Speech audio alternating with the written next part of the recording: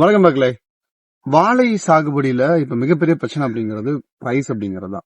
பர்டிகுலரா நேந்தன், கூண்டால் நேந்தன் டைப் இருக்கக்கூடிய எல்லா வாழையுமே 8 ரூபாயிலிருந்து 10 ரூபாய்க்கு மேல எடுக்கிறதுக்கு நீங்க மார்க்கெட்ல ஆள் இல்ல. அதுக்கே வியாபாரிகள் வரமாட்டாங்க அப்படிங்கிறது விவசாயியோட மிகப்பெரிய பிரச்சனையா இருக்கு. இதுக்கு என்ன காரணம்? பர்டிகுலரா நிறைய ரீசன்ஸ் இருந்தாலும் முக்கியமா இந்த 2 ரீசன் தான் முக்கியமான ரீசன் அறியப்படுகிறது. விவசாயிகள் எந்த அளவுக்கு இது உஷாரா இருக்கணும், எப்படி இதை பிரிவென்டிவா மேனேஜ் பண்றது அப்படின்னு பார்த்தா இந்த வீடியோ நம்ம பார்க்க போறோம். நீங்க இப்பதான் ஃபர்ஸ்ட் டைம் யூடியூப் விவசாயத்தோட வீடியோ பார்க்க மறக்காம சேனல் சப்ஸ்கிரைப் பண்ணி வச்சுக்கோங்க. வாங்க வீடியோ பார்க்கலாம். பச்சைத்துண்டு.in இங்கு விவசாயம் சம்பந்தப்பட்ட A to Z எல்லா பொருட்களையும் வாங்கிக்கலாம். இனி விரல் நுனியில் விவசாயம். வாழை சாகுபடி அப்படிங்கிறது தமிழ்நாட்டில் பிரதானமான ஆர்டிகல்ச்சர் கிராப்ல செகண்ட் லார்ஜஸ்ட் கிராப் நம்ம சொல்றோம். வாழையை பத்தி நிறைய சீசன் பேஜ்ல போட்டுருக்கோம், நம்ம சேனல்ல போட்டுருக்கோம்.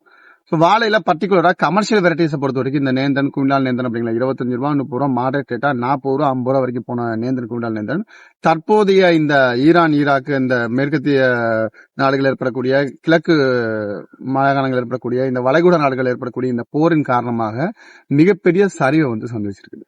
ஸோ பொதுவா கமர்ஷியல் வெரைட்டின்னு அழைக்கப்படக்கூடிய நேந்தன், குண்டால் நேந்தன், செவ்வாழை இது எல்லாமே நல்ல ரேட்டு, நல்லபடியா விவசாயிகளுக்கு வாழ்க்கையை கொடுத்துட்டு இருந்தது. இப்ப ரீசெண்டா 10 ரூபா, 12 ரூபா, 5 ரூபாய்க்கு மேல போக மாட்டுது. அதை எடுக்கிறதுக்குமே மார்க்கெட்ல ஆள் இல்லை அப்படிங்கறதா இருக்கு. முக்கியமா அந்த போர் நடக்கிறதுனால அந்த நாடுகளுக்கு சுத்தி இருக்கக்கூடிய கடற்பரப்புகளை டிராபிக் எப்படி சொல்றதுன்னா போக்குவரத்து தடை செய்யப்பட்டதுனால இங்கிருந்து எந்த வெஹிக்கிள், இங்கிருந்து எந்த ஷிப்யார்டு அந்த பக்கம் போகல. அதனால அதிகமான இம்போர்ட் அண்ட் எக்ஸ்போர்ட் ப்ராசஸ் அப்படிங்கிறது நிறுத்தி வைக்கப்பட்டிருக்கு. தற்போது போர் பதட்டத்தின் காரணமாக உள்நாட்டுக்கு கொண்டு வரக்கூடிய உணவுகளோ, வெளிநாடுகளுக்கு ஏற்றுமதி பண்ணக்கூடிய உணவுகளையோ, பிளஸ் அதை சார்ந்த உணவுப் பொருள் அப்படிங்கிறது ஃப்ரூட்ஸ் அண்ட் வெஜிடபிள்ஸ் இதெல்லாம் சேர்ந்தது தானே, கிரைன்ஸ் எல்லாம் சேர்ந்தது தானே. ஸோ இந்தியா அதிகமான export country for vegetables and fruits. அதே மாதிரி அந்த பர்டிகுலரா அந்த ஈரான், ஈராக் இருக்கக்கூடிய முஸ்லிம்ஸ் கண்ட்ரிஸ் நிறைய பார்த்தோம்னா import of the product from the India அப்படிங்கிறது தான் ஸ்டேட்ஸ். பர்டிகுலர் தமிழ்நாட்டை சேர்ந்த முட்டையா இருக்கட்டும், தமிழ்நாட்டை சேர்ந்த வாழைப்பழமாக இது எல்லாமே அதிகமா நம்ம ஏற்பண்ணி பண்ணது Iran, Iraq, Saudi Arabia, plus Emirates சுற்றி இருக்கக்கூடிய சின்ன சின்ன அரபு நாடுகளுக்கு தான் நம்ம அதிகமாக ஏற்றுமதி பண்றோம். இதன் விளைவாக இப்ப பிரைஸ் குறைஞ்சிருக்குது அப்படிங்கிறது விவசாயிகளுக்கு தெரிஞ்ச விஷயம் தான். சோ ரைட் நோ வெட்டுக்கு ஒரு 30 நாள் 40 நாளுக்கு விவசாயிகள் முடிஞ்ச அளவுக்கு பொட்டாஸ் சார்ந்த உரத்தை கொடுக்கறது கொஞ்சம் நிப்பாட்டிக்கோங்க. கொஞ்சம் காட்ட அப்படியே போடுங்க. ஏன்னா வெயில்ல ஆட்டோமேட்டிக்காவே மூவ்மெண்ட் நோக்கி பயிர்கள் போக ஆரம்பிக்கும். சோ பொட்டாஸ் உரத்தை ஓரளவுக்கு குறைச்சிக்கிட்டீங்கன்னா ரைட் நோ வெட்டுக்கு வரக்கூடிய காய்கள் கூட கொஞ்சம் டிலே ஆகும். சோ பொதுவா மழை பெஞ்சுன்னா ஈவனா மெச்சூரிட்டி ஆக வாய்ப்பு இருக்கும். சோ கொஞ்சம் வந்த வரைக்கும் வரட்டும்.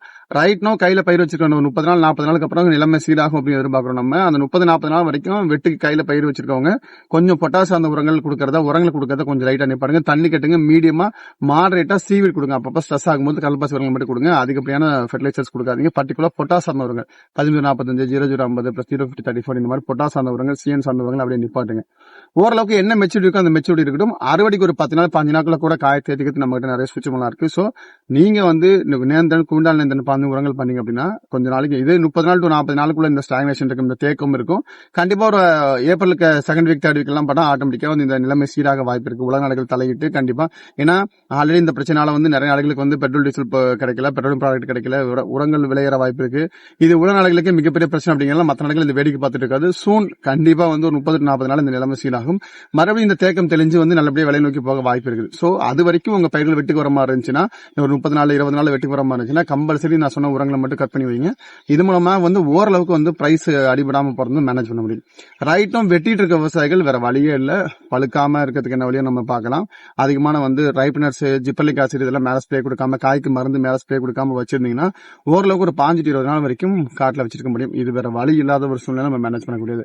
வெட்டுக்கு வரக்கூடிய ஸ்டேஜ்ல ஒரு 30 நாள் 40 நாள் வரக்கூடியது நான் சொன்ன மாதிரி உரங்களை கட் பண்ணி வைங்க. சோ ஆட்டோமேட்டிக்கா தண்ணி மட்டும் கொடுங்க, நல்லபடியா தண்ணி கொடுங்க.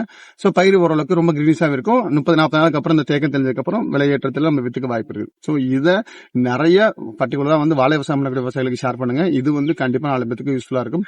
சோ அவங்க வழக்கமா உரங்களை கொடுத்துட்டே இருந்தாங்க அப்படின்னா டெஃபினட்டா மெச்சூரிட்டி ஸ்டேஜ் நோக்கி போயிடும், பழுக்க ஆரம்பிச்சிடும். வேற வழியில எடுத்து வெட்டி தான் வீசணும், இல்ல லோக்கல்ல வர மார்க்கெட் தான் விற்கிற மாதிரி இருக்கும். சோ இந்த சூழ்நிலை அப்படிங்கிறது டெம்பரவரி தான், டெஃபினட்டா இது மாறும்.